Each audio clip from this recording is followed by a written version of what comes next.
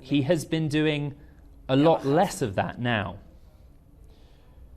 When I was in the United States, this was a different discourse. It was more of an anti-Mexican discourse.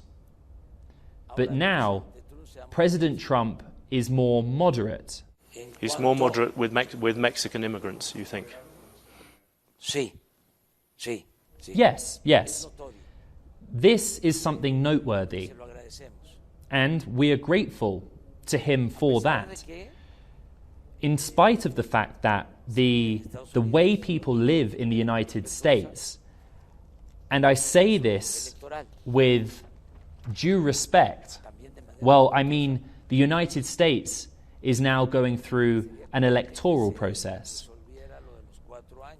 And with all due respect as well, it would be convenient as well to address the 4-year term with a possibility of the re-election.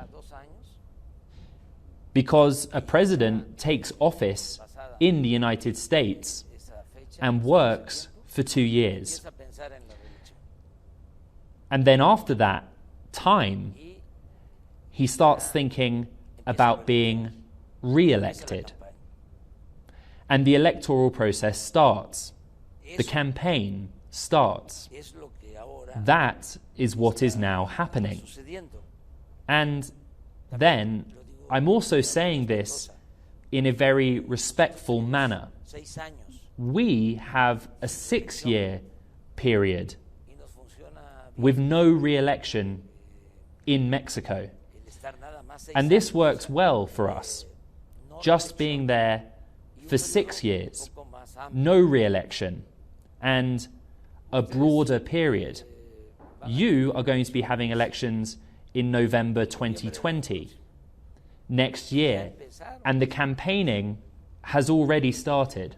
You've seen on that. You have seen. And this is linked to the migration policy. You have seen, but just to push you one last time, you have seen. You've seen the rallies with people shouting, "Send them back," with Trump pushing them. And I looked at your history. Your heroes are people like Lázaro Cárdenas, Abraham Lincoln, Benito Juárez. These were all men of principle who really stood up to bullies. Do you think that you are standing up to Donald Trump? Fíjese, hay paralelismos. There are parallels. When Abraham Lincoln was president in the United States, in Mexico, Benito Juárez was the president, the best president in the history of this country. And there was a good relationship. President Juárez was able to reach an understanding with President Lincoln. He wrote, and he really regretted his death. And President Lincoln was a Republican.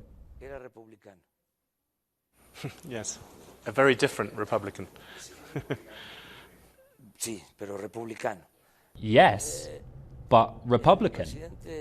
And President Roosevelt really had a very good understanding with President Cárdenas. President Roosevelt, he was a Democrat, yes. And President Cárdenas, extraordinary president. And President Roosevelt, the titan of freedoms, a partisan of good neighborhood, in spite of the fact that because of circumstances, President Cárdenas had to nationalize oil. There was respect on the part of President Franklin Delano Roosevelt. Now, keeping all proportions, of course, although President Trump is a Republican, and myself, I have a progressive political stance with a social dimension, a nationalist position, I think we can understand each other.